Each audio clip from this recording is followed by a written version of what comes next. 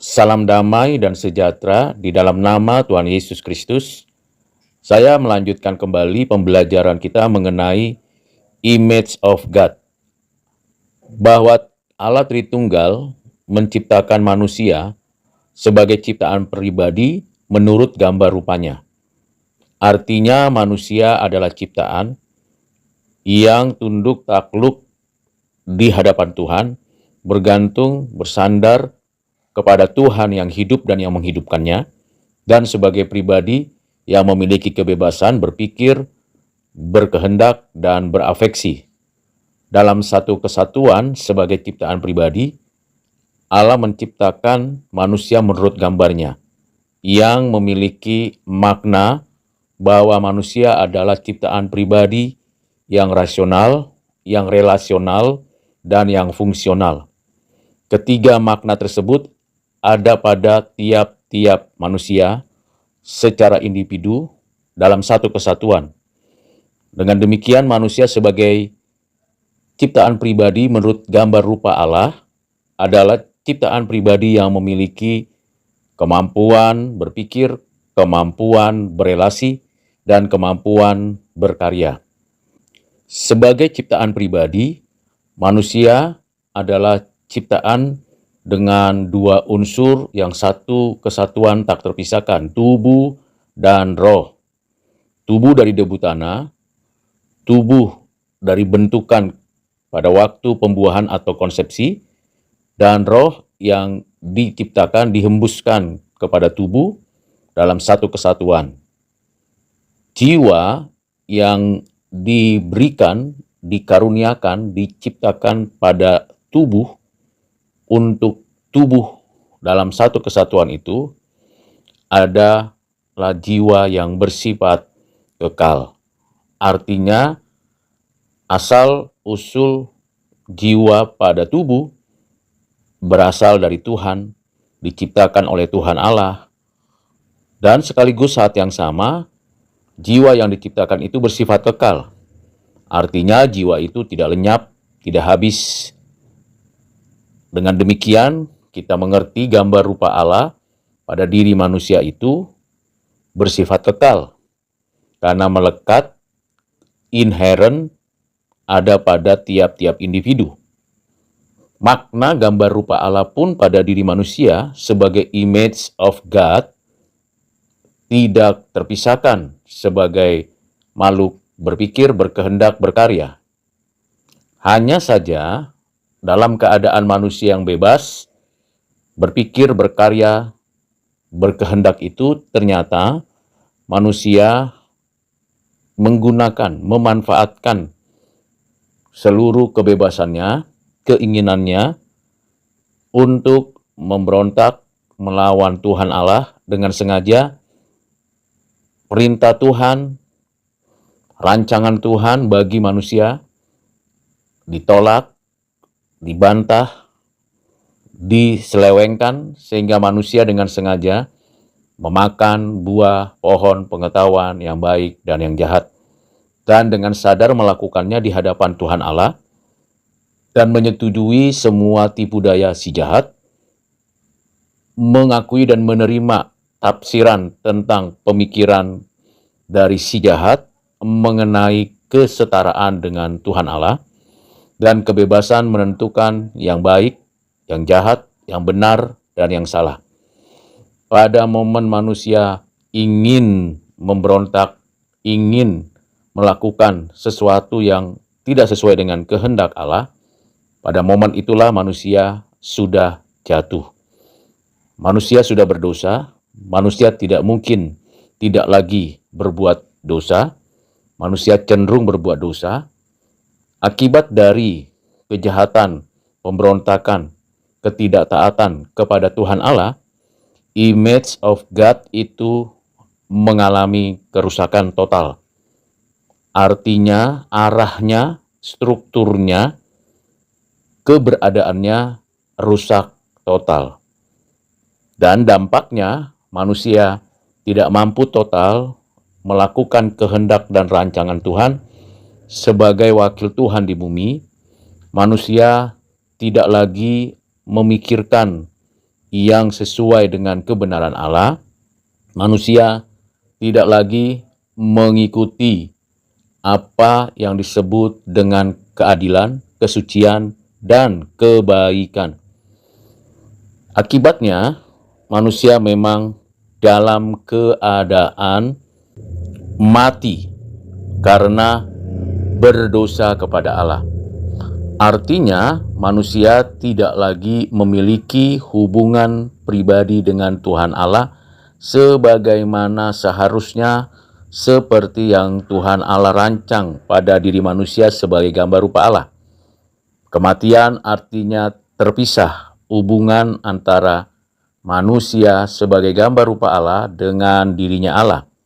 Bukan karena tangan Tuhan kurang panjang untuk menolong, atau telinga Tuhan kurang tajam untuk mendengar, tetapi yang menjadi pemisah antara manusia dengan Tuhan Allah adalah dosanya manusia itu sendiri.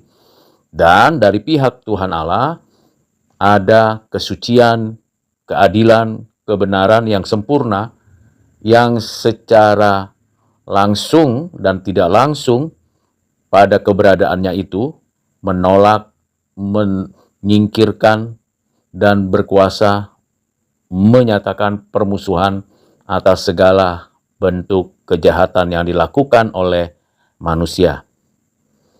Pada waktunya dan pada akhirnya, manusia mengalami kematian fisik setelah manusia menyadari keadaan yang berdosanya itu menunjukkan kematian rohani. Dengan kata lain, manusia sudah tidak punya harapan untuk melanjutkan kehidupan di bumi ini dengan sungguh-sungguh tujuan bagi kemuliaan Allah. Bagi manusia membutuhkan keselamatan berdasarkan pengampunan dosa, dan itu tidak mungkin dapat diusahakan manusia dengan caranya sendiri atau dengan upayanya sendiri. Karena di dalam keadaannya yang mati, manusia tidak mampu total untuk mencari Allah, berjumpa dengan Allah. Keadaan manusia sungguh sangat mengenaskan, tetapi pada diri manusia sendiri sangat membutuhkan keselamatan. Manusia tidak mampu untuk menyelamatkan dirinya sendiri. Segala upaya perbuatan baik, amal baik, jasa baik, semuanya hanya untuk menahan keberdosaan makin meluas, makin menyeluruh pada diri manusia. Perbuatan-perbuatan baik itu hanya berhenti sebagai bagian dari pemeliharaan Tuhan secara umum bagi ciptaannya. Sehingga manusia dalam keadaan berdosa itu sungguh-sungguh sangat menakutkan dan mengerikan keadaannya. Karena berada di bawah penghukuman, kematian, dan kehidupan yang tidak lagi sesuai dengan kehendak Allah selama hidup di atas bumi ini. Nah, dalam keadaan demikianlah, tidak ada cara lain yang dapat membawa manusia kembali memiliki hubungan pribadi dengan Tuhan Allah.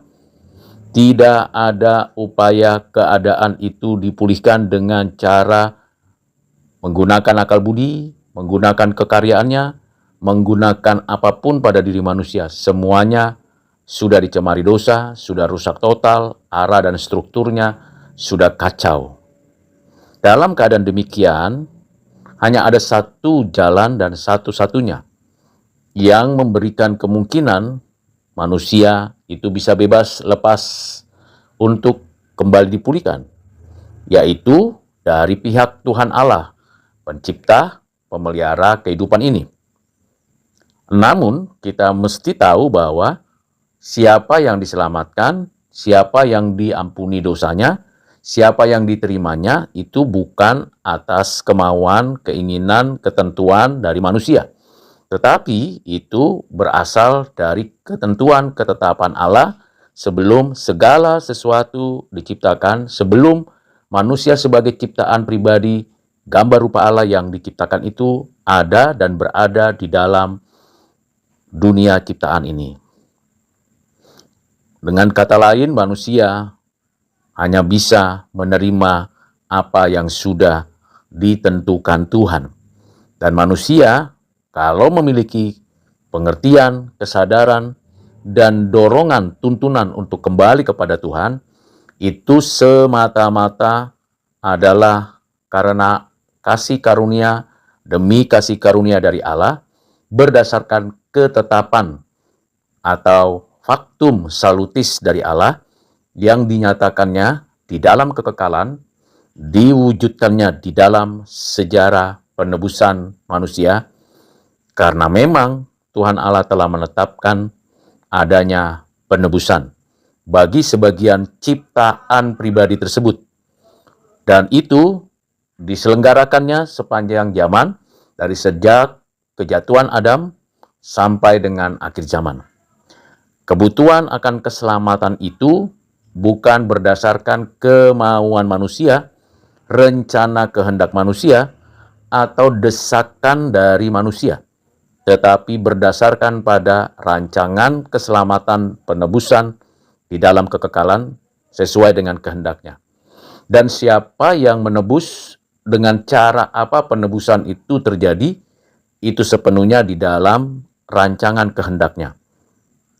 Prinsip tentang penebusan, pemulihan, penyempurnaan image of God yang sudah rusak, yang total tidak bisa berbuat apa-apa lagi untuk memulihkan hubungan tersebut, sepenuhnya berdasarkan pada kasih karunia demi kasih karunia di dalam dan melalui anak yang tunggal Tuhan Yesus Kristus yang ditentukan, ditetapkan di dalam kekekalan, dan yang melaksanakan ketentuan tersebut di dalam sejarah penebusan yang sudah dimulai nubuatnya sejak kejatuhan Adam, dijelaskan secara progresif dalam sejarah penebusan, dan finalitasnya melalui jalan inkarnasi, kehidupan pelayanannya di bumi, kematiannya di atas kayu salib, kebangkitannya dari kematian, kenaikannya ke surga, duduknya di sebelah kanan Allah Bapa, dan kedatangannya kembali untuk menghakimi dan menyempurnakan